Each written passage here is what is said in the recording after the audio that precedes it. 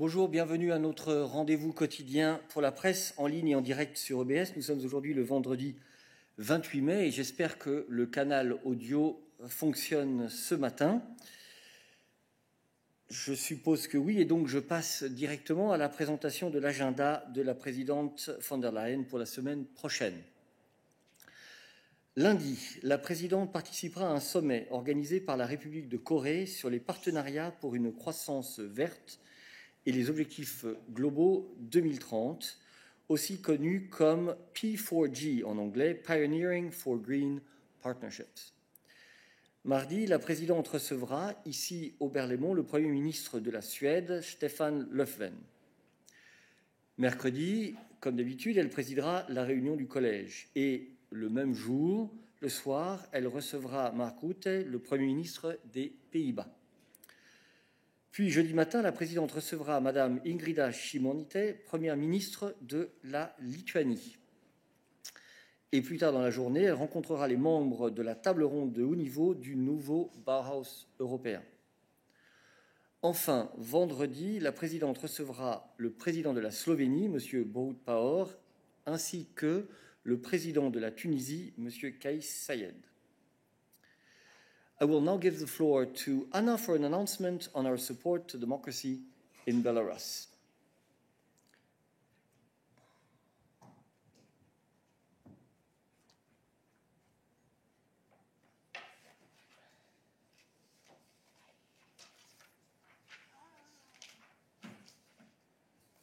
No puede ser. Why do you tell us that we need to always put this on one note? Apologies. Never mind. I will read the statement out myself, after all. I will read the statement out myself, since in any case it is a letter from the President. You have it now? Yes, I have. Go ahead. Okay. Thank you. So the President has indeed written today to Ms. Svetlana Tikhanovskaya, opposition leader in Belarus, and other opposition-leading figures, expressing her respect and admiration for the courage and strength of the people of Belarus. The President conveyed the EU stance ready to engage in all possible ways to accompany a peaceful democratic transition in Belarus, and outlined in her letter the EU's comprehensive plan of economic support to a democratic Belarus of up to €3 billion, which has been presented today by the Commission to the Council. This substantial investment package is composed of a mix of grants and loans, leveraging public and private investments, cooperation with the international financial institutions, in particular the EIB and the EBRD. It will help a future democratic Belarus to stabilize its economy, reform its institutions to make them more democratic, and support economic reforms that increase the country's resilience, growth potential, and job creation. The EU will activate this plan once Belarus embarks on a democratic transition. This plan is a message of hope and support to the Belarusian people. We stand firmly by you. Thank you very much, Anna. Puis permettez-moi de faire le point sur les réunions du Conseil d'aujourd'hui. Aujourd'hui, donc, est le deuxième jour du Conseil compétitivité qui se concentre sur la recherche, l'innovation et l'espace. Les commissaires Maria Gabriel et Thierry Breton y participent au nom de la Commission. Les points principaux sont l'adoption d'une approche générale sur l'entreprise commune européenne pour le calcul à haute performance et aussi l'espace européen de recherche. Il y aura également une discussion sur les éléments d'une future position de l'UE sur la gestion du trafic spatial, entre autres. La Commission présentera aussi la communication adoptée ce mois-ci sur une approche mondiale de la recherche et de l'innovation, la stratégie de coopération internationale de l'Europe dans un monde en mutation. Une conférence de presse est prévue vers 14h30 avec la participation des commissaires Gabriel et Breton. Puis, une réunion informelle des ministres de la Défense se tient à Lisbonne. La réunion est organisée par la présidence portugaise du Conseil et elle est présidée par le haut représentant vice-président Josep Borrell. La vice-présidente exécutive Margrethe Vestager est aussi sur place et le commissaire breton participera par visioconférence. Les points à l'agenda sont la boussole stratégique et la coopération UE-Afrique sur la paix et la sécurité. Les ministres discuteront aussi de la situation au Mali et au Mozambique et de l'opération maritime Irini. Une conférence de presse avec le ministre de la Défense du Portugal, João Cravinho, et le haut représentant Borrell est prévue vers 15h, heure de Bruxelles. Enfin, je me permets de vous rappeler qu'une conférence de presse aura lieu bientôt avec la présidence portugaise du Conseil et le commissaire Wojciechowski suite au report du trilogue sur l'agriculture. Je vous demande, comme d'habitude, de garder vos questions sur tous ces sujets pour les conférences de presse respectives. Voilà pour nos annonces. Nous allons maintenant passer à vos questions et je passe la parole à David. Oui, merci Eric. Bonjour, David Carretta, Radio Radicale. J'ai une question sur le thème migration. J'imagine pour Adalbert, mais il y a aussi des aspects de politique étrangère. Le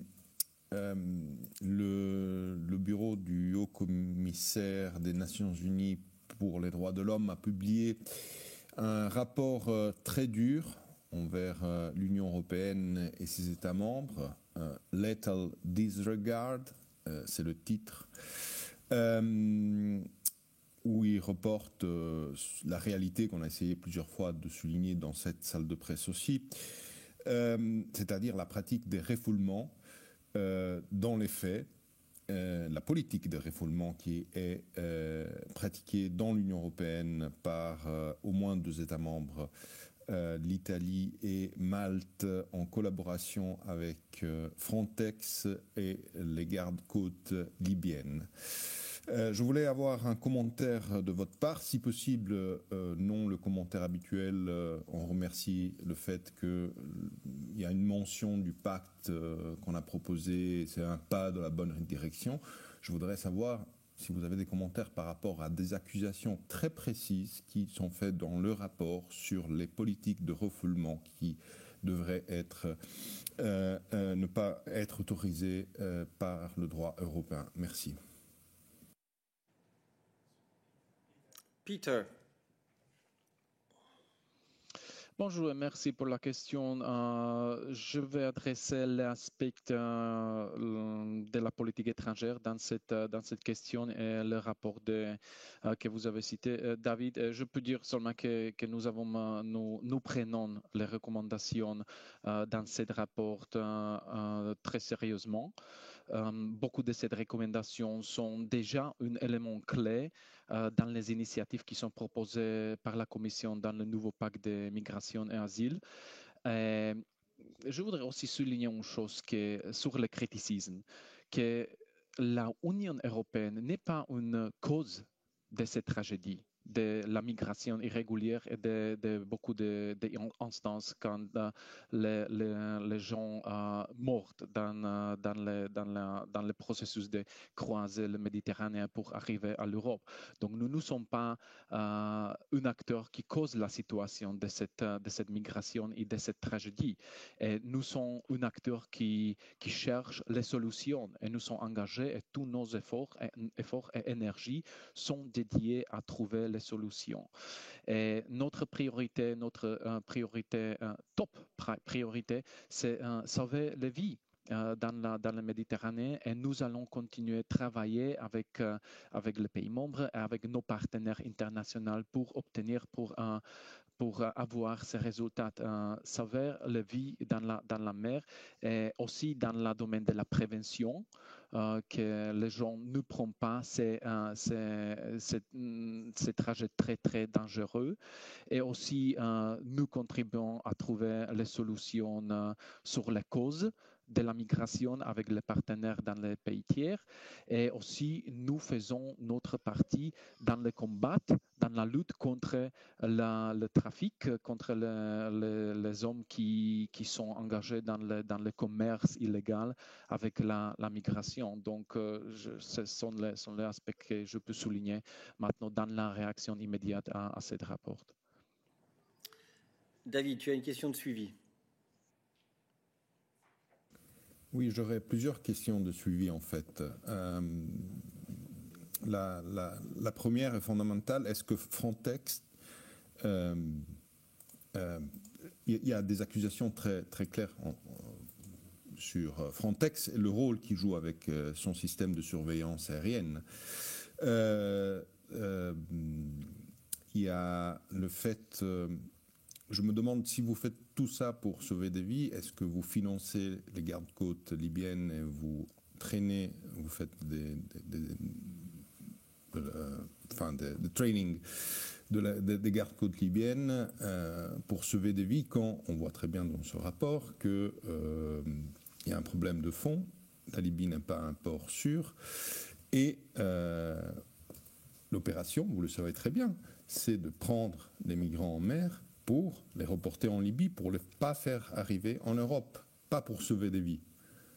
Parce que pour sauver des vies, il y avait ce que le Haut Commissariat pour les réfugiés a dit en conférence de presse il y a une semaine avec la commissaire Johansson. Il y avait à l'époque des State-led Search and Rescue Mission qui n'existent plus parce que les États membres de l'Union européenne refusent de faire ce qu'ils devraient faire en termes de droit international.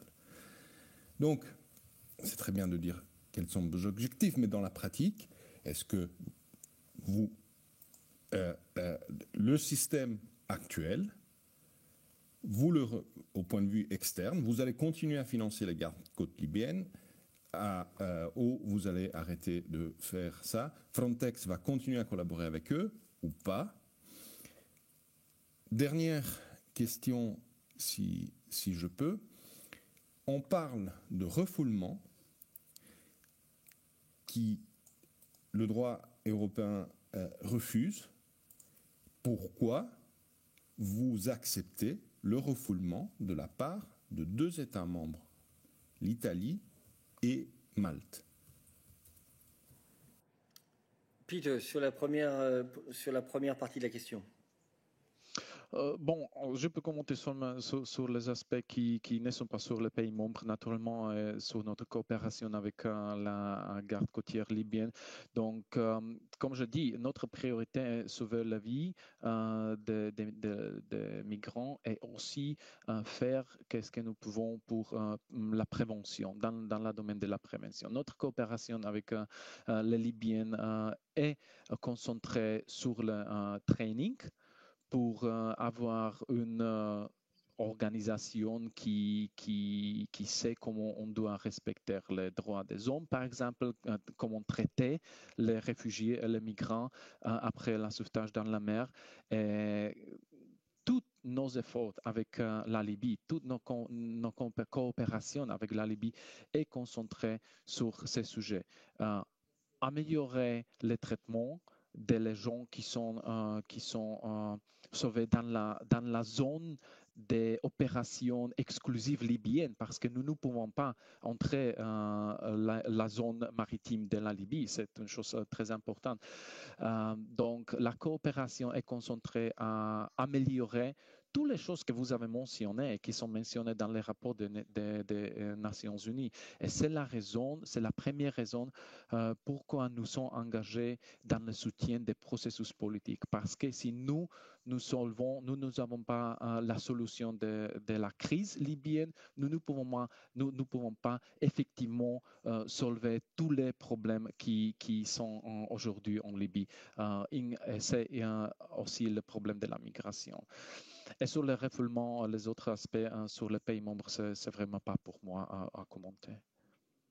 Merci beaucoup. Je passe la parole à Christian, même si, David, tu connais bien notre position sur ces questions. Elle est extrêmement claire. Nous l'avons répété ici à de nombreuses reprises, mais je passe la parole à Christian une nouvelle fois pour expliquer notre position. Oui, David, je peux bien sûr te rappeler de notre position très claire concernant les pushbacks. The Commission is deeply concerned about persistent and increasing reports and allegations of pushbacks and mistreatment, and of course takes this very seriously. The Commission continues to call on all member states concerned to fully and credibly investigate all allegations, establish the facts, and to take the necessary follow-up actions if and when wrongdoing is established. National administrative and judicial authorities have indeed the direct responsibility to ensure the respect and the protection of fundamental rights in their territories, including at the external borders. As you know, improving migration management at the EU's borders is a key priority of the new Pact on Migration and Asylum, which proposes a new fast and effective system, including screening and border procedures concerning anyone who arrived to the EU irregularly.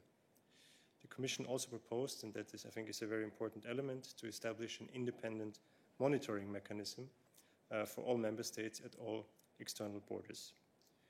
The Commission is pursuing concrete bilateral discussions with a number of member states to advance its implementation where it is most needed. Member states must fully respect obligations under the asylum acquis and international law, including ensuring access to the asylum procedure. Thank you.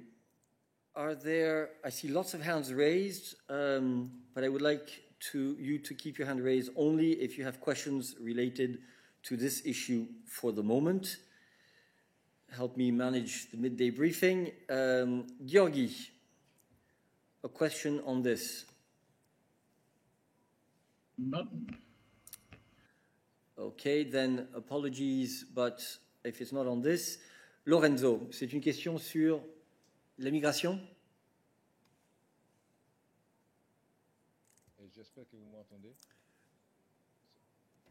On va monter le son, mais on t'entend. C'est sur la migration, donc. Okay. Oui, c'est sur la migration. Oui, c'est un follow-up de questions de David, en fait. Alors, moi, je voulais être un peu plus précis.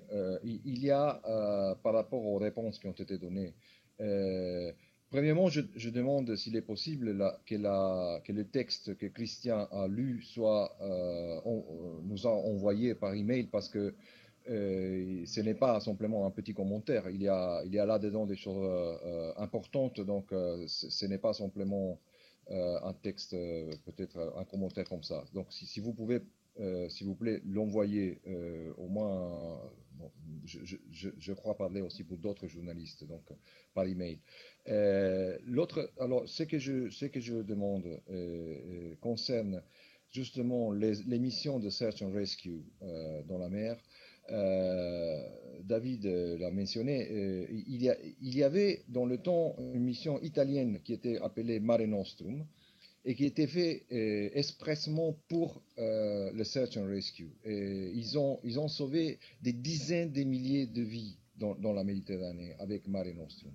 C'est l'Union européenne qui a demandé de retirer la mission Mare Nostrum parce que c'était considéré comme un pull factor, comme un facteur d'attraction pour l'immigration. Donc c'est l'Union européenne qui est responsable du fait que les États membres ont demandé à l'Italie de retirer cette mission.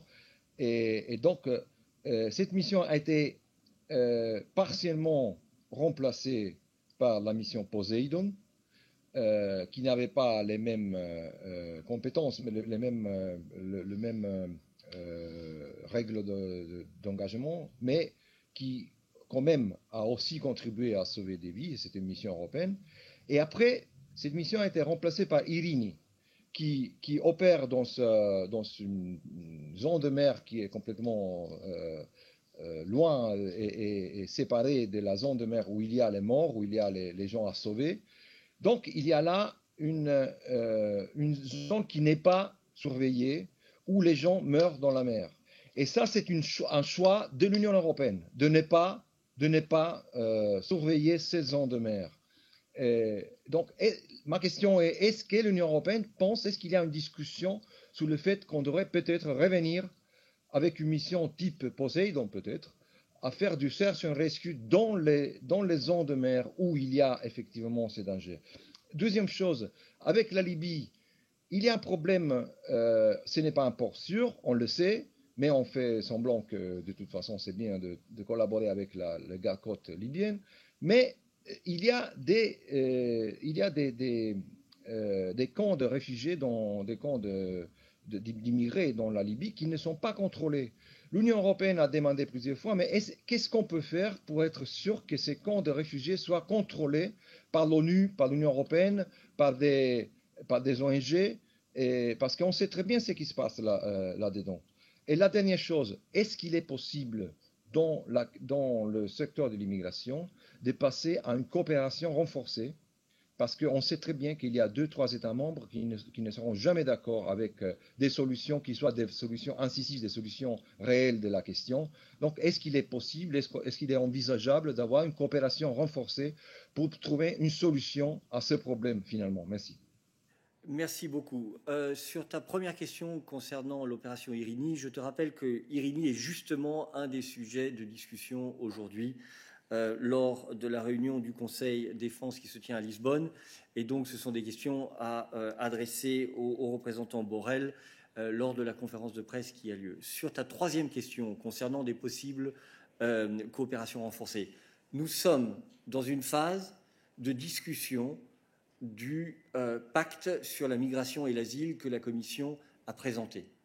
Et notre objectif, quelles que soient les difficultés qu'il peut y avoir dans la discussion concernant ce pacte, est de le voir adopté. Donc tu comprendras bien que nous n'allons certainement pas ici évoquer d'autres options. Ce qui compte pour nous, c'est de faire en sorte que le co-législateur adopte ce pacte. Sur ta deuxième question concernant ce qu'on peut éventuellement faire pour mieux contrôler ce qui se passe dans les camps en Libye, je passe la parole à Peter. Merci. Et premièrement, pour ajouter sur l'Irini, le mandat de l'opération Irini est contrôler le respect pour l'embargo contre les armes des Nations Unies. Et c'est un mandat qui a été déterminé et décidé par les pays membres. Donc, il faut demander aux pays membres pourquoi on a décidé sur ce spécifique mandat qui n'était pas concentré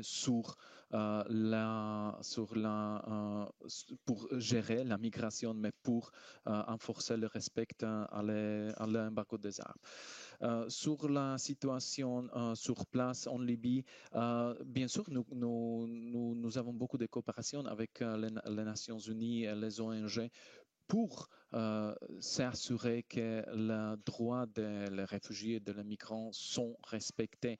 Nous sommes très fortement contre le centre de détention que nous avons demandé beaucoup de fois les autorités libyennes pour fermer parce que ne sont pas un endroit approprié pour avoir les gens dans cette condition qui sont dans le centre. Donc, nous travaillons intensivement. Mais comme je dis déjà, la première priorité est trouver la solution à le conflit. Parce que si nous avons la solution pour le conflit, elle progresse et très bien dans ce domaine maintenant. Après avoir la solution, le processus de paix, après nous pouvons traiter les autres problèmes avec la situation dans la Libye. C'est aussi la situation des gens dans les centres de détention, les migrants et les réfugiés. Donc, c'est une chose sur laquelle nous travaillons beaucoup avec les partenaires. Et vous savez que nous ne sommes pas présents dans beaucoup de nombre en Libye sur place à cause de la situation de sécurité, mais nous travaillons avec les Nations Unies et avec les ONG qui sont sur place pour s'assurer que nous pouvons faire, qu'est-ce que nous pouvons pour les gens, pour les migrants. Donc, oui, merci beaucoup, Peter. Je ne vois pas d'autres questions sur ce sujet et donc nous allons changer de thème et je repasse la parole à celui qui avait levé la main en deuxième, Mose, avec une question visiblement sur le cessez-le-feu à Gaza. Thank you, Christian. Mose, you have the floor. Yes, thank you very much, Eric. I have a few brief questions to Peter about the ceasefire in the Gaza-Israel war.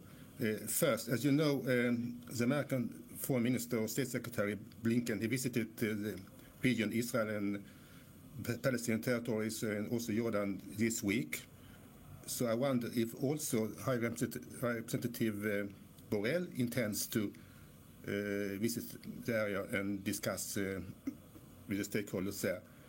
And that brings me also to the second question. I think it was being reported that Egypt has invited, let's say, both sides, both from Hamas and from Israel, for a kind of conference in Cairo next week. So my question is if EU or the Action Service also thinks that it's okay, let's say, to discuss directly with Hamas, which is a terrorist organization. And the third, and not the least, my question is, has the EU or the Action Service any position on how to implement the reconstruction, very urgent reconstruction of Gaza, while at the same time trying to prevent a rearmament of Hamas in order to avoid, let's say, future outbreaks of violence and indiscriminate rocket attacks? Thank you. Peter. Thank you, Moza. I tried your questions one by one. So the first one on the visit, HRVP announced already last week after the discussions during the extraordinary informal video conference by the foreign ministers that he is sending on his behalf the EUSR, the EU Special Representative for Middle East and Peace Process, Mr. Sven Koopmans, to the region, who will deliver the conclusions of, or the discussion, the results of the discussion of the ministers of Foreign Affairs to the partners in the region. So I can confirm that our EUSR is going to travel there and is very active when it comes to conveying EU messages. So we are present in the region, we are present on the ground and engaged in very intense diplomatic contacts at all various levels, including the revived quartet. This is very important. So that's your first question. Your second question was about this Cairo conference and whether it is okay to discuss with Hamas. Well, there is no change of the EU position right now. Hamas is designated terrorist organization and the policy of no contacts with Hamas applies as of now. And the third question you were asking about the Gaza reconstruction. I think the High Representative was also very clear when asked about this issue, and he stressed very, very clearly that the absence of any progress towards the two-state solution, which the international community has long been supporting, just fuels the repeated cycle of crisis and violence. And we cannot be faced with the situation that we are going to reconstruct now what was destroyed during the latest round of violence. And then there will be some period of calm. And then we have the violence coming up again and the destruction being repeated. So really the status quo is not sustainable. And the security and peace for both, for Israelis and Palestinians, can come only through a political and negotiated solution. So there must be some kind of horizon for political solution for the process. And the absolute priority in Gaza right now is to ensure that the ceasefire holds and that there is a full humanitarian access. But beyond this, Gaza needs not only ad hoc reconstruction after every confrontation, it needs sustainable solutions. And this means tackling the conditions that are producing these repeated spirals and cycles of violence. And this is what the current diplomatic activities are also focused on, so that we can proceed with the reconstruction of Gaza based on sustainable way, in having sustainable solutions, and also addressing the root causes, not only dealing with the immediate consequences. And you might have noticed the latest announcement by our colleagues from the humanitarian portfolio about humanitarian assistance being provided immediately to Gaza. And we are also trying to see in what other ways we can support the process of reconstruction in Gaza. But as I said, under the precondition that there is a sustainability in this, that it's not leading just to dealing with immediate aftermath and risking the resurgence of violence again. So we really need to focus on restoring the political horizon for a political process, peace process towards a two-state solution. Otherwise, there will be no lasting and sustainable security in this part of the world. Thank you, Peter. Are there other questions related to Gaza and the situation in the Middle East more generally? Please only keep your hand raised if it is on this. Other foreign relations related questions for Peter. Mira.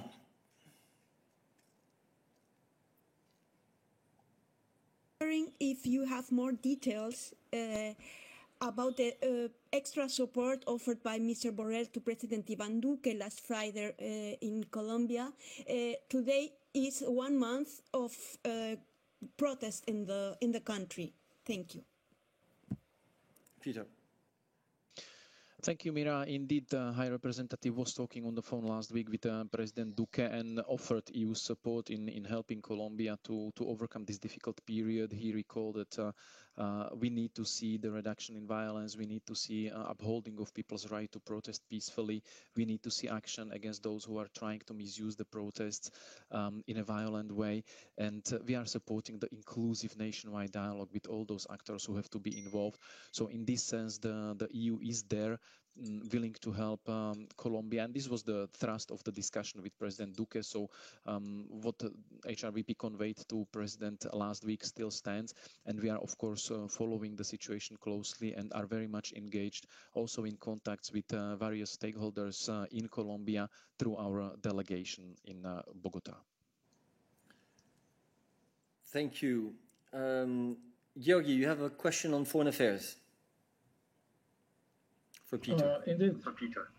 Well, not for Peter, for Anna, if it's fine, on enlargement. I mean, yeah. Let me see if there are other questions for Peter on foreign affairs. First, Samuel, une question relations internationales pour Peter. Oui, bonjour Eric, bonjour Peter, bonjour Anna. En fait, c'est relations internationales, mais c'est Bélarus et le plan de soutien. Ok, je vais voir d'abord avec David et ensuite nous reviendrons éventuellement sur la question. David, une question pour Peter. Oui, Peter, je voulais savoir si vous avez un commentaire au fait que la Russie a bloqué plusieurs vols de compagnies européennes vers Moscou parce que leurs plans de vol, ils n'ont pas prévoyé de ne pas passer par la Biélorussie. Peter. Merci. Je pourrais faire deux références ici. Une, c'est à les remarques au début de la rencontre des ministres de la Défense par le haut représentant qui a parlé sur cet problème au Lisbonne aujourd'hui. Et la deuxième, c'est plutôt pour mes collègues de portfolio qui s'occupent avec la transportation. Mais comme je dis, le haut représentant a déjà fait des remarques sur ce problème. Donc, vous pouvez lire le transcript dans notre page d'Internet. Merci. Alors, je reviens sur les questions concernant le plan d'aide à la Biélorussie. Samuel, ou Bélarus, pardon. Oui, merci de me donner la parole, Eric. Donc, je viens de lire le communiqué sur le plan qui détaille un peu les mesures qui seront mises en place. C'est très détaillé, mais on est vraiment dans l'ordre de la mesure hypothétique pour le moment. Quel signe vous considéreriez tangible comme un point de départ vers la transition démocratique? Est-ce que c'est la démission des autorités en place, l'annonce de nouvelles élections? Est-ce que vous pouvez nous préciser ça? Anna. Merci beaucoup pour la question. Je pense qu'on est très clair. Ça, c'est un paquet qui est prêt à être activé au moment que la Biélorussie s'embarque dans une transition démocratique.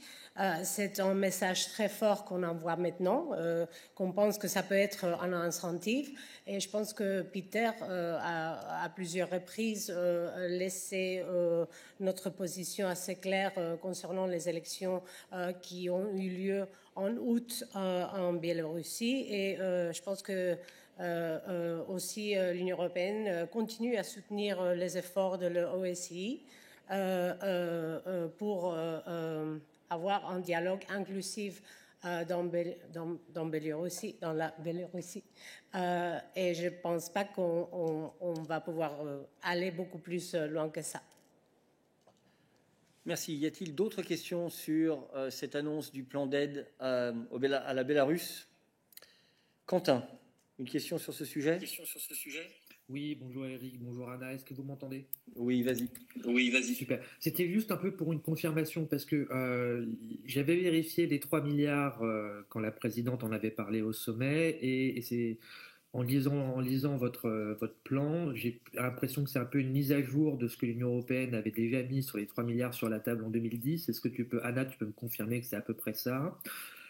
Et l'autre chose, c'est peut-être, je ne sais pas si c'est pour Peter ou c'est pour Anna, mais est-ce qu'il serait possible d'avoir un peu une mise à jour de ce que fait le SEAE et ce que fait la Commission sur tout ce qui est les secteurs économiques pour les sanctions? Quels sont les secteurs que vous visez? Quel est le délai, quel calendrier que vous avez pour l'instant? Est-ce que vous avez des objectifs un peu comme on l'avait fait pour la Russie avec la Crimée, etc. Merci. Enfin, des objectifs en termes par rapport d'exposition de PIB, pardon. Merci. La première question pour Anna, la deuxième plutôt pour Peter. Anna. Quentin, juste pour te dire que cette plan est une réponse. Tu peut-être te souviens que le Conseil européen avait demandé à la Commission, on nous avait invités à venir avec un plan de soutien pour une démocrate Biélorussie. Et ça, c'est ce qu'on présente aujourd'hui au Conseil. Les chiffres que tu vois sur la table, on a bien sûr discuté avec nos partenaires, y compris les institutions financières avec lesquelles on voudrait pouvoir l'activer en soutien d'une démocrate Biélorussie. Et c'est ce que je peux te dire. Donc c'est en réponse d'une pétition qui nous avait arrivé, bien sûr, du Conseil européen.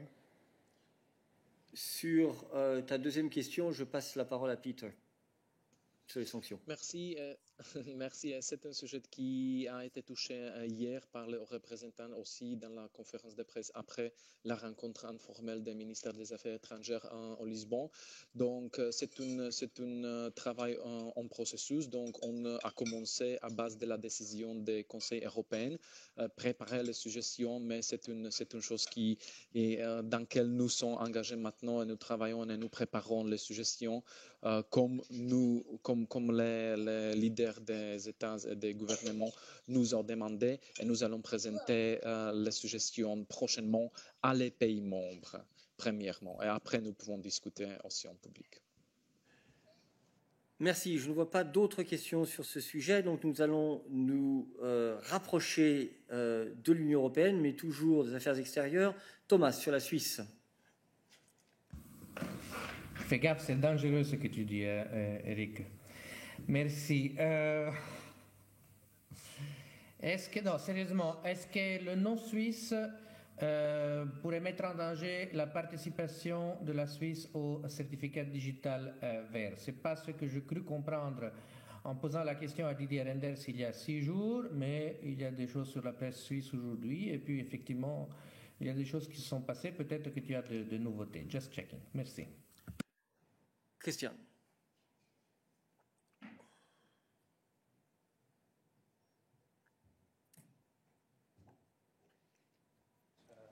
Certificat vert.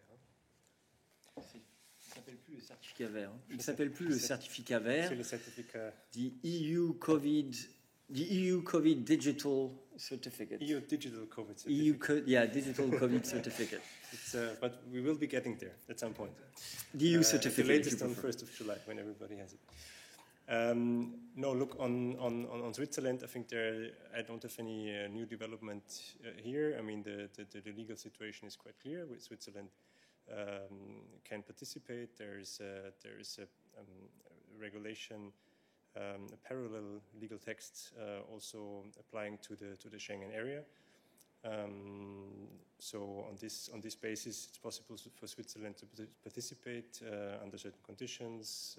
Reciprocity is foreseen for this in the rules, but I have no particular update on Switzerland at this stage. Johannes, you want to add a word on the technical work? Oui, volontiers, bonjour. Non, c'est juste pour dire il y a des discussions au niveau technique en cours entre les autorités suisses et les contractants qui ont mis à disposition pour la Commission les gateways. Tu sais bien, il y a 22 États membres qui ont été testés avec succès déjà. Et donc, la Suisse pas encore, mais la Suisse est en contact avec la Commission et le contractant, et donc c'est en cours. Merci. Merci. Alors, Rémo, je pense que la question est aussi sur la Suisse. Je t'en prie. Oui, merci. Bonjour Eric. Question très simple. Pardon. Comme tu as annoncé l'agenda de la présidente, j'aimerais bien savoir si un appel entre la présidente de la Commission et le président suisse, il est envisagé, ou s'il est demandé, ou un échange dans une autre façon. comme suivi au niveau politique pour la décision que la Suisse a prise? Ou en plus général, c'est quoi maintenant le suivi politique et comment vous allez réagir sur ce dialogue, nouveau dialogue politique qui est offert par la Suisse? Merci. La réponse à la première question est non. La réponse à ta deuxième question est que nous avons dit dans notre communiqué mercredi que nous allions analyser l'impact de l'annonce faite par les autorités suisses de rompre les discussions sur cet accord. Cette analyse est en cours et pour l'instant, rien d'autre n'est envisagé. Raymond, suivi. Question de suivi. Merci. Cette analyse, est-ce qu'elle va inclure aussi un échange avec les pays membres et sur quel niveau? Sur le niveau ministériel peut-être ou même sur le niveau chef d'État pour discuter la suite? Merci. Je ne peux pas te dire à quel niveau les discussions auront lieu, mais bien entendu, une analyse de ce genre est quelque chose qui se fait d'une part au sein de la Commission européenne, mais de l'autre en lien avec le Conseil et le Parlement. Cela va de soi. Il n'y a pas d'ordre du jour, à ma connaissance, précis de l'une ou l'autre institution pour le moment pour discuter de ce point. Tu sais qu'il y a eu une réunion du Coreper qui a été convoquée mercredi après l'annonce par les autorités suisses afin que nous puissions informer des informations qui nous avaient été transmises et de notre réaction. Pour l'instant, nous en sommes là. Raymond, une autre question de suivi. Oui, désolé, ça va être la dernière, merci. Aujourd'hui, j'ai lu un grand article dans la presse britannique qui a félicité les Suisses pour leur décision et qui a dit que maintenant l'Union européenne elle a encore perdu un pays. Et je voulais juste te demander, est-ce que tu trouves ou vous trouvez que c'est aussi une défaite pour la Commission, l'échec des négociations? Déjà, je partirais de la prémisse que, comme souvent, l'affirmation est fausse. La Suisse n'a jamais fait partie de l'Union européenne et donc nous n'avons perdu rigoureusement aucun pays. C'est la Suisse qui a perdu l'opportunité d'approfondir ses relations avec l'Union européenne. C'est ce que nous avons toujours dit être en fait l'objectif de cette négociation, permettre par une remise à plat et une homogénéisation des conditions dans lesquelles s'appliquait la myriade d'accords que nous avions avec la Suisse, un équilibre dans nos relations qui était la base et qui est la base pour approfondir nos relations. Cela n'est maintenant pas le cas et donc nous allons réfléchir à la suite. Quant au succès du projet européen, je crois qu'il est clair, il est évident pour tout le monde. Nous le voyons dans notre réponse à la crise du Covid. Nous venons de voir que les États membres ont maintenant ratifié la décision ressources propres, ce qui va permettre le lancement de Next Generation EU. Et donc il y a une dynamique qui est enclenchée, qui est très positive et qui montre que l'Union européenne s'attaque aux problèmes et aux défis auxquels nous faisons tous face. Donc nous sommes plutôt dans une phase très proactive et je ne pense pas que la décision annoncée par les autorités suisses y change quoi que ce soit. Alors, nous allons passer de la Suisse justement au Royaume-Uni. Verena, tu as une question, tu dis, sur le Brexit. Yes, thank you for the question, Eric. It is about a report by The Guardian today saying that thousands of EU citizens have been turned back by British authorities at the border. I was wondering if you had a reaction to that and if you might make this a topic in bilateral discussions in the councils that are foreseen for that. Thank you very much. I'm looking to my colleagues, but this is not something that we have a comment on today. We do not comment press reports, as you know, and we have no specific information that we can react to on this. Sorry. Okay, let us move on. Georgi.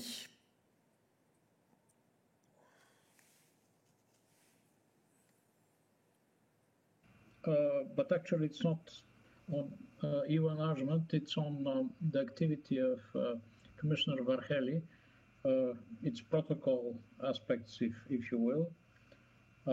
Last week he was in Bulgaria, and he met with Mr. Boyko Borisov. Now, I would be surprised if Mr. Varhelyi was not aware that Mr. Borisov is not the Prime Minister of Bulgaria. He's not, unless Anna tells me he was not aware. I would like to know why did he meet with the chief of political party and didn't meet with anybody else from any other political party? Thank you. Well, the first thing I would tell you, Georgi, is that I'm not aware of any protocol-related rule that says that commissioners can only meet prime ministers. So I think that is not at all something that requires discussion, quite frankly. Commissioners meet, as you know, many people from all walks of life, including leaders of political parties that are not in power. So I don't think that is an issue at all. I don't know if we can provide any other information on this, on his visit. Anna.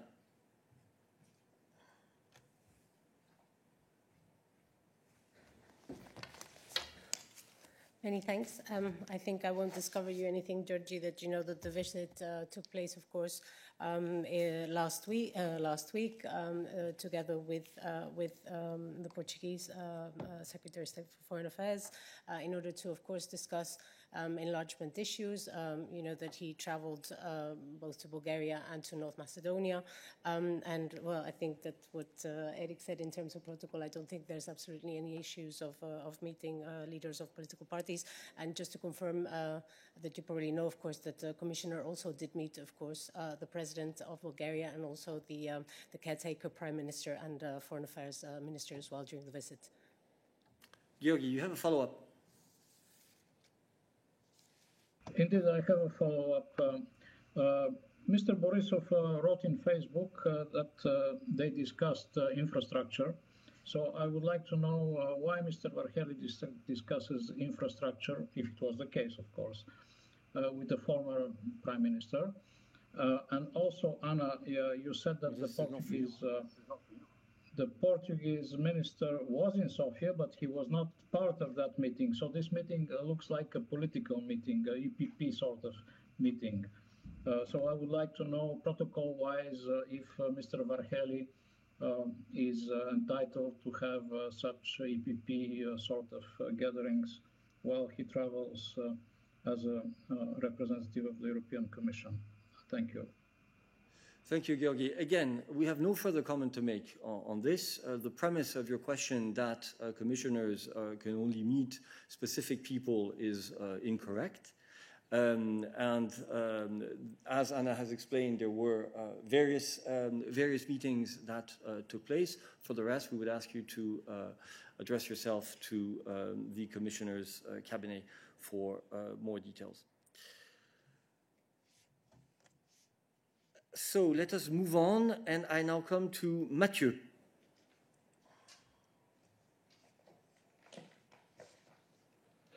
Oui, bonjour. J'ai deux questions, s'il vous plaît, sur le plan de relance notamment. Maintenant que la décision ressources propres a été ratifiée par l'ensemble des États membres, je voulais savoir quand vous prévoyez faire vos premières recommandations pour l'adoption des plans nationaux. Et est-ce que justement quand le premier pays aura obtenu le feu vert du Conseil, est-ce que la levée de fonds, le préfinancement du fonds va venir vraiment immédiatement après et selon quel délai? Et j'ai une autre question sur le parquet européen et notamment les derniers événements en Slovénie. Mathieu, excuse-moi de t'interrompre, mais si tu permets, tu sais que nous ne traitons pas deux différents sujets à la fois, donc je note que tu auras une question sur le parquet et la Slovénie, nous y reviendrons plus tard. Mais tu as déjà posé deux séries de questions, l'une sur le plan, les adoptions de plans et ensuite le lien avec la levée des fonds. Nous allons dans un premier temps nous concentrer sur cette thématique, voir s'il y a d'autres questions sur le sujet et nous reviendrons plus tard sur la question du procureur européen. Martha. Oui, merci Mathieu. Effectivement, je vais essayer de répondre à ces deux éléments un peu qui sont liés forcément ensemble. Donc, tout d'abord, effectivement, hier, les 27 États membres de l'Union européenne ont finalisé leur processus de ratification de la décision de ressources propres, donc au niveau des parlementaires. Il y a encore quelques étapes finales à réaliser. Balázs pourra expliquer plus en détail ce qui reste à faire d'ici la fin de mai. Mais en tout cas, nous sommes confiants que ceci sera terminé d'ici la fin de ce mois, ce qui va permettre à la Commission effectivement d'aller sur les marchés financiers très rapidement et déjà le mois prochain, au mois de juin. En ce qui concerne la partie des plans de relance qui ont été soumis à la Commission européenne, comme tu le sais, nous sommes en train de les analyser. Pour les plans qui ont été soumis à la Commission à la fin du mois d'avril, la Commission pourra présenter les premières évaluations qui donc seront sous forme d'un Council Implementing Decision, donc une proposition d'adoption au Conseil d'ici la fin du mois de juin. Comme tu le sais, nous avons 2 mois prévus par le règlement RRF pour donner notre évaluation. Pour les plans qui sont arrivés après la fin avril, effectivement, la Commission donc, donnera ses évaluations. On peut s'y attendre d'ici la fin du mois de juillet. Et comme tu le sais, nous recevons encore des plans en ce moment. Nous avons reçu hier la Finlande, ce qui nous amène à 19 plans déjà soumis. Et nous attendons bien sûr les autres plans dans les prochaines semaines. Merci. Si je peux me permettre, Mathieu, je crois qu'il faut se hâter lentement en ce qui concerne les plans, c'est-à-dire qu'il faut faire preuve de la rigueur nécessaire dans l'analyse des plans.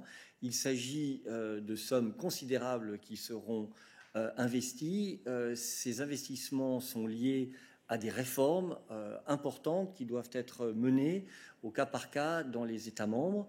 Et nous comprenons évidemment qu'il y a un intérêt de tout le monde à ce que nous puissions aller vite, mais il faut que nous nous assurions que nous allions vite, mais de manière sûre, c'est-à-dire en nous assurant que les plans sont de la qualité requise, répondent aux objectifs européens qui ont été définis. Il en va de la cohérence, de l'efficacité de l'exercice et aussi du soutien, de la suite du soutien de l'ensemble des acteurs au processus. Y a-t-il d'autres questions pour nous sur les plans de relance et leur adoption? Griselda, une question là-dessus? Je t'en prie.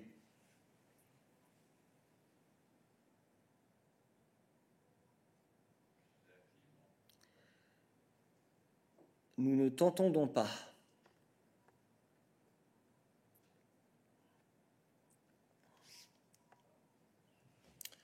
Alors, pendant que tu essayes de résoudre ton problème de micro, nous allons passer à Yanis.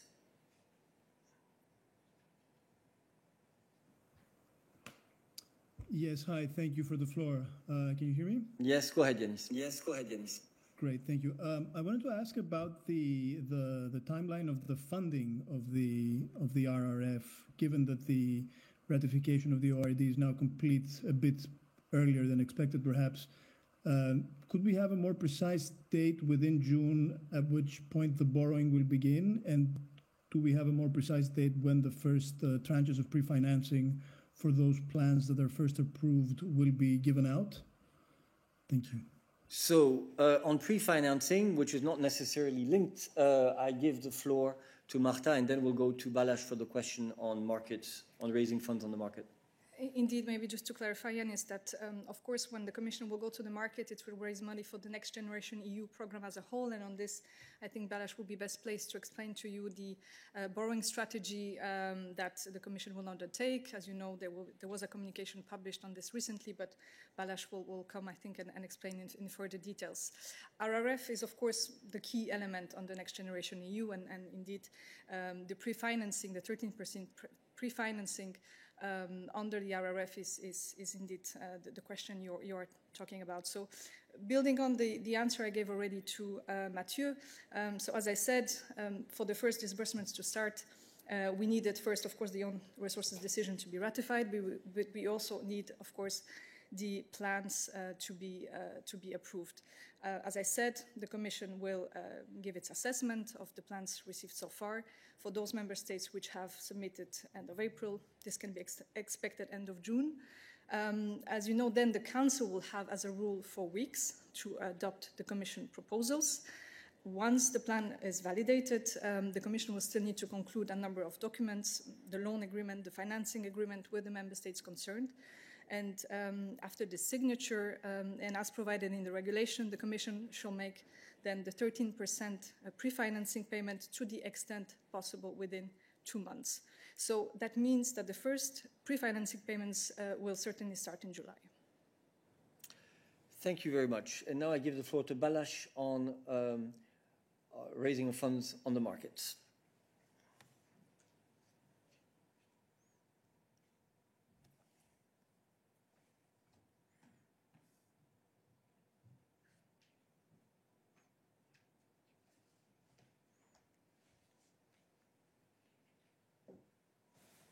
Good afternoon. Indeed, so I think we have a certain amount of good news to share at this point in time. At the same time, of course, we remain cautious.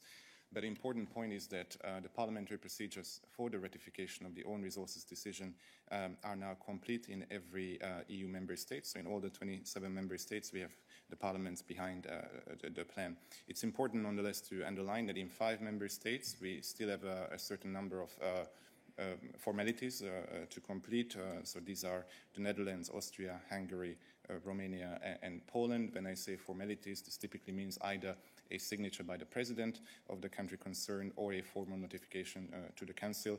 However, I think it's reasonable to expect that in the coming days all formalities could be completed. And before I move on, let me just say that this would mean that we complete this process in an extremely rapid manner. Just to recall, the last time the own resources decision was amended, it took 28 months to carry out this exercise. That's 2 years and 4 months. I think now we have all the chance to do so in about 5 months. So I think it's an important milestone that should be underlined. Now, what happens after? Before we can go to the market, in any case, we still have to complete 2 or 3 little steps inside the Commission, and we expect to do so in the first part of next week. So we will have to adopt what we call an annual borrowing decision. This is a decision that will be adopted every year, at the beginning of the year, of course, from the next year onwards, as long as we are running the recovery plan. So this is a decision which will most importantly set a ceiling for how much money we intend to borrow in the course of the year concerned. This will be a public document, so it will be available once adopted. We also need to adopt a so-called funding plan. This will always be for a 6-month period, which will give details of our planned borrowing operations for the upcoming 6 months. So these decisions should be taken early next week as well. And another little formality is the so-called primary dealers network. You know that we will work with a certain number of banks and international financial institutions to facilitate our transactions, and we will be communicating as well next week on the institutions that will be working with us in this context. Now, provided that we have all these elements completed, then it's time to think about, of course, launching the first borrowing operation. And, you know, considering or supposing that all these steps could be completed in the coming days, there's no reason for the Commission not to already consider launching a borrowing operation in June. Now, the exact timing, I'm not able to tell you. At this stage, we don't know yet, and in any case, it's not something that we could say in advance, given the market sensitivities involved. What I can say in general is that, of course, we will be monitoring, our expert team will be monitoring the market conditions. We will have to bear in mind a couple of factors, including the fact that some EU member states may also issue bonds, and of course, we have to ensure that the market can absorb our issuances. Of course, the objective will be to reach out to as many investors as possible and obtain the best possible pricing conditions for our borrowing operations. So that's where I have to leave it now, and then I hope to take it further next week.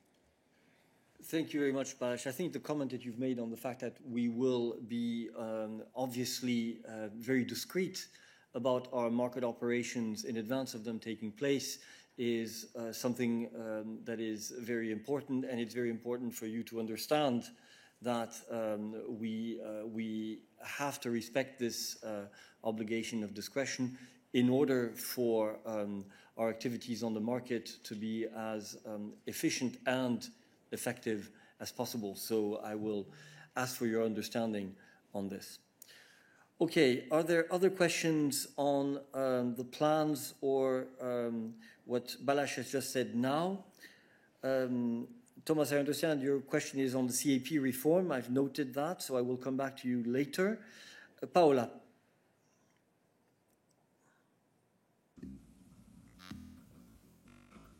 Thank you very much, Eric. Can you hear me? Sort of. Go ahead.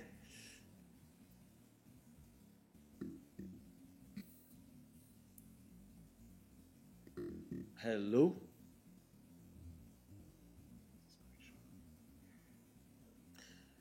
There seems to be, we could hear you, but now everything is frozen. Question and verification. How many countries have requested extension to their assessment?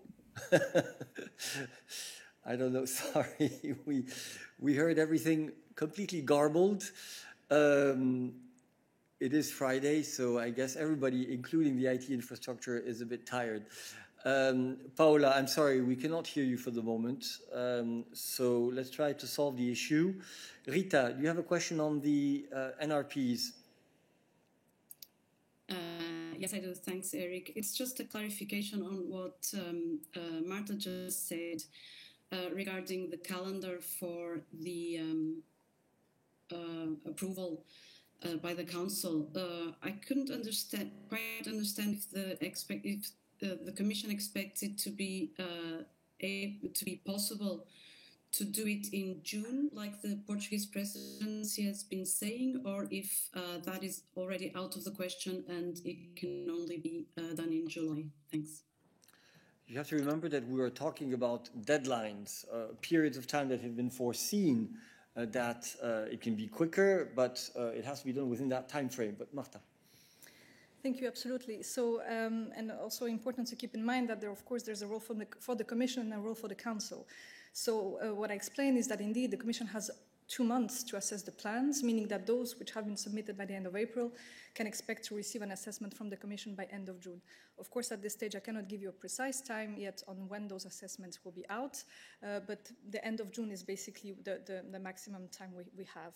And then, of course, the Council itself will have to decide at which speed it wants to approve the plans, the Council implementing decisions, so the proposals put forward by the Commission. And again, the Council has up to 4 weeks. But the timing of the Council decision is obviously for the Council to determine. Thank you.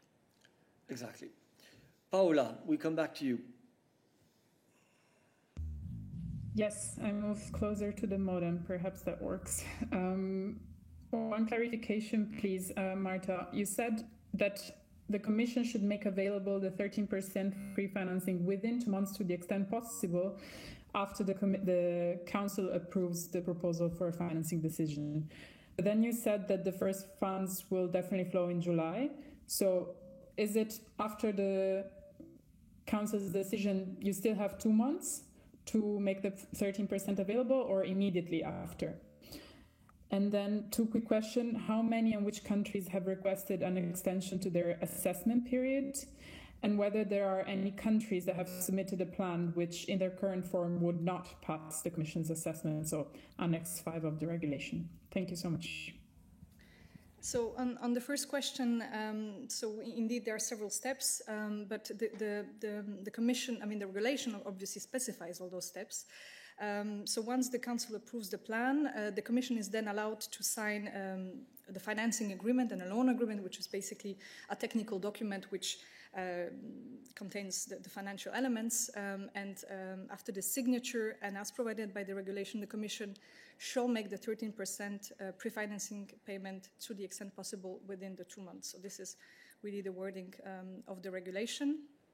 Now, in terms of, indeed, as you have mentioned, there are some countries which have requested the extension of the assessment period. I can mention here Poland, for example, which has requested an extension of the assessment period by 1 month, to which we have responded positively. And finally, on your last question, obviously at this stage I cannot give you yet any preliminary assessment of the plans we have received so far. As I said, we are now engaging in an in-depth assessment of all the plans received, and we will be issuing obviously our assessment at the end of this process. Thank you. Thank you. Katalin, on the same issue.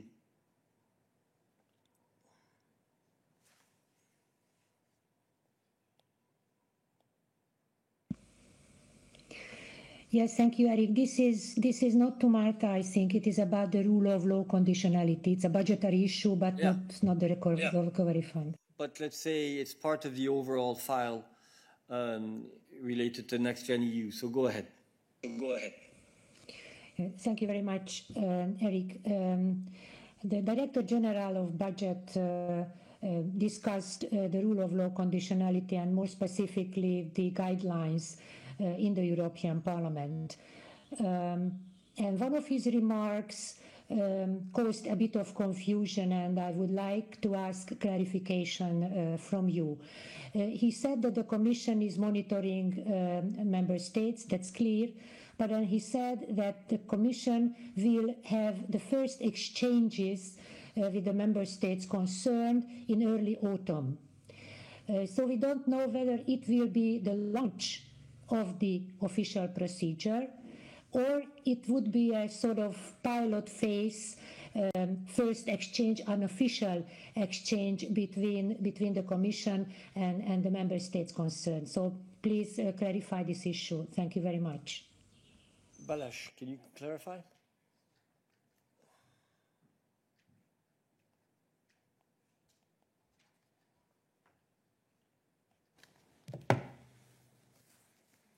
Yes, good afternoon again. So since we talk about the Director General's words in the Parliament, probably I will put the answer in a broader context and just say that, of course, we are fully aware of the Parliament's resolution on the matter at hand that dates back to the 25th of March, and we are working on a reply, and we will reply formally to this resolution. Now, in general, the Commission is, of course, absolutely committed to the application of this regulation, which has been in force since the 1st of January, and we have been working hard in the past month to identify possible cases which could be brought under this mechanism if necessary. And Vice President Jourova was in the press room, in fact, two days ago, and if I may, I will just quickly quote some of her remarks. So she said, I quote, "We have been working intensively on the guidelines since the beginning of the year, which will bring absolute clarity for the member states, but also for the Parliament, about how the conditionality will work and how it will be applied." So just to repeat, the Commission will, of course, ultimately take into account the judgment of the Court of Justice on the regulation when it comes to the guidelines. And however, this should be accompanied by the following statement, which has been repeated, and the President herself has said on many occasions that the regulation is in force, has been in force since the 1st of January, so no case will be lost. Now, regarding your specific question, I think it's clear, in view of the fact that the regulation is in force, that the Commission will not hesitate to enter into an informal dialogue with a member state concerned, if need be, or we will do so as appropriate. Thank you very much. Katalin, you have a follow-up. Thank you, Eric. So did I understand you correctly, Balázs, that it will be an informal dialogue, so it won't be the launch of the official procedure? Thanks. I believe that indeed Balázs used the word informal. Indeed. Thank you. Now I have two issues left. One is Mathieu on the European Public Prosecutor, if I remember well, and the other Thomas on the CAP. Mathieu, if you're still with us. Je suis toujours là. Merci de me redonner la parole. Effectivement, quelle est la réaction de la Commission après les derniers événements en Slovénie concernant les nominations des procureurs délégués, est-ce qu'elle considère comme Laura Kövesi qu'il s'agit d'un manque de coopération sincère des autorités slovènes, et est-ce que cela remet en cause le début officiel des travaux du parquet le 1er juin, qui est dans quelques jours? Merci. Merci, Christian. Ok, je suis de retour. I guess 3 times the charm. Nous sommes au courant des derniers développements en Slovénie, bien sûr, en ce qui concerne le parquet européen, et nous les suivons de très près. Nous regrettons la décision d'annuler la procédure de nomination qui retarderait encore la nomination. Nous attendons de la Slovénie qu'elle nomme ces 2 procureurs européens délégués de toute urgence. En tout cas, le procureur européen, le parquet européen, commencera ses activités le 1er juin. Le paquet sera prêt à traiter les dossiers dont tous les États membres participants.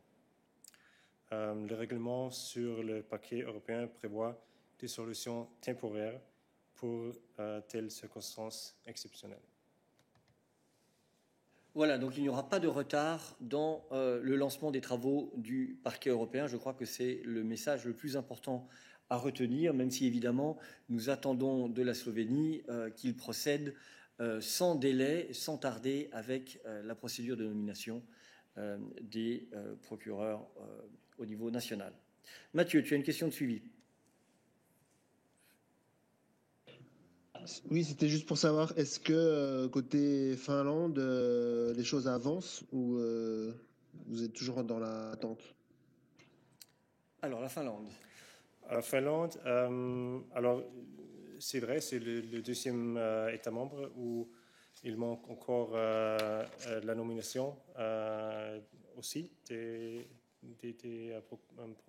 procureurs délégués européens.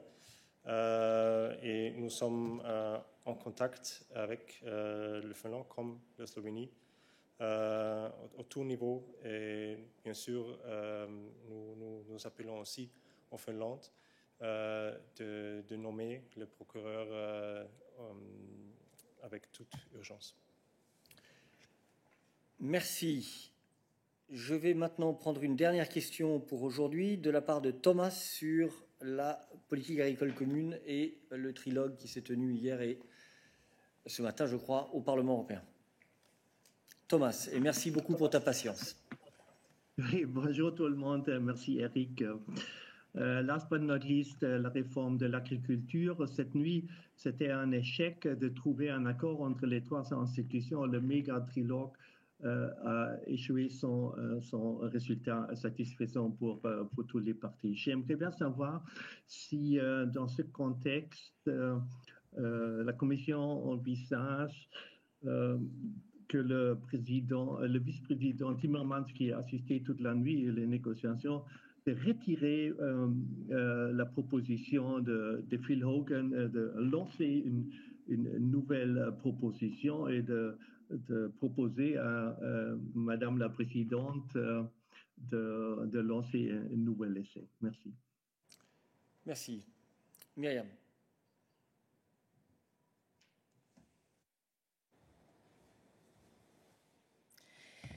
Oui, merci. D'abord, rappeler qu'il y a maintenant une conférence de presse suite à la réunion du Conseil avec la présidence portugaise et le commissaire Wojciechowski. Alors là, on aurait l'occasion de poser des questions. Mais je voudrais juste rappeler que la Commission est prête à continuer à jouer son rôle pour arriver à un accord avec les co-législateurs au plus tôt possible. Comme vous le savez bien, la Commission, elle supporte une politique agricole commune qui soit plus équitable et plus verte, en ligne avec les objectifs du Pacte vert européen, du Farm to Fork Strategy et de la stratégie de la biodiversité. Et c'est pour ça qu'on est engagé à continuer les négociations avec le Conseil et avec le Parlement européen, comme j'ai dit, pour arriver à un accord le plus vite possible. Merci beaucoup. Myriam. Voilà qui nous amène à la fin de ce midday briefing. Je vous souhaite un bon week-end et à la semaine prochaine.